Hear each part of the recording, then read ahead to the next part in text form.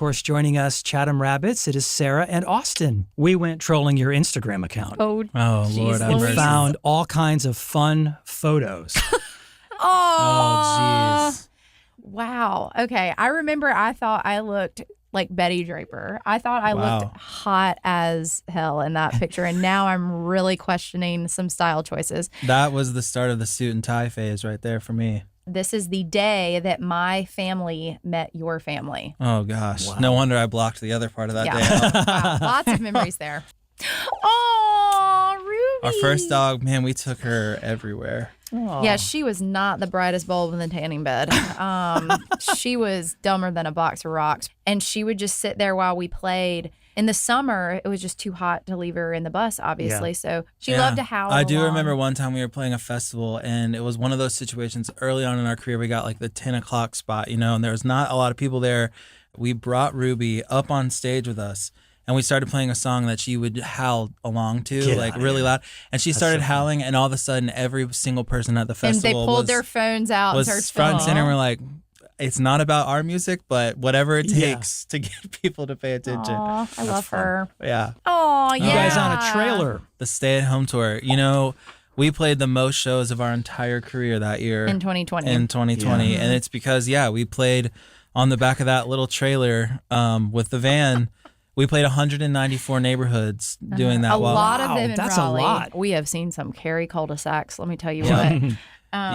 We would just show up with that trailer and hook up our sound system that was totally off grid. Venmo, like our Venmo QR code on the sign and tip jars, and we just literally that entire year we lived off of tips. It's like musical Jehovah's Witnesses.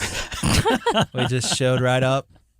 In some ways, I really miss this era because it was so simple. We didn't have an agent. We didn't have a man. Like, this was just the good old days. But we also were like, oh, my gosh, another neighborhood. And it was also the summer when we started really doing that. So what about this picture? Oh, my God. I can't even speak to that one. What's going on here, buddy? Who is that? Skeletor. I know. It looks like I swallowed this man for breakfast. I was in an electronic band in college called Dash, and it was a very fun time in life. Can she keep this for her? Absolutely. I want to put this in my locker. Yeah. Lord have mercy. I never played live music out at club. And we started playing, and it was and we did start selling out these venues, and I didn't know any better. And I was like, this is just how this is. Like, if you want to play music, you can just go do it. It was really cool. We ended up getting a song in a Adidas commercial in Europe. Yeah. And also a Maybelline commercial. The Maybelline used it for their recap of the New York Fashion Week that they did. And we just thought this is what happened. Yeah. It was crazy. Yes. Okay. Ruby again. In her deadpan, lifeless eyes. So this is from when we released our first record in this would have been 2019 or late 2018. I remember drawing that on the chalkboard. Yeah, and this time with a bigger team, and we have a distribution center that will mail these out this time, which is really nice. Yeah, but basically the same thing is about to happen with this new record. Oh, wow. That was in Raleigh. I think that was... No, this is Deepak. Oh, I remember. I know what this is. I have a really good memory, y'all. This is at Deepak. Do you remember who we were going to see?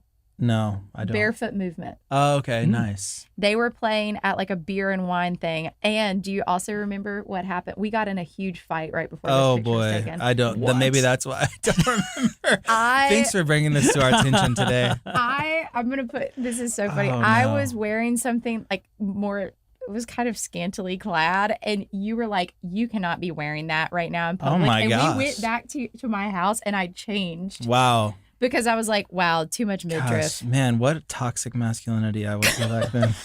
But that's hilarious that this is captured for all of eternity. Wow. I can't be trickier than the last one. Okay. Oh, was that your set when you opened for Mandolin Orange with the night that I saw you? That's cool. We were an old-time band called the South Carolina Broadcasters. We were on tour with Mandolin Orange. I went to go see the show and had no idea who her band was. And then she walked out in some scantily clad clothing. No, I'm just kidding. But I was like, wow, I really want to talk to her. And it was a year later when we finally met. And yeah, if it wasn't for this set and this That's tour, crazy. we probably would have not be sitting here today. It is wild to think about the tiniest little decisions, because there's a lot of nuance for why I was even able to go that night. It almost didn't happen. Like, how easy is that to like have one thing change and then your whole life trajectory is different? It's wild. Yeah. That's crazy. This has been really fun.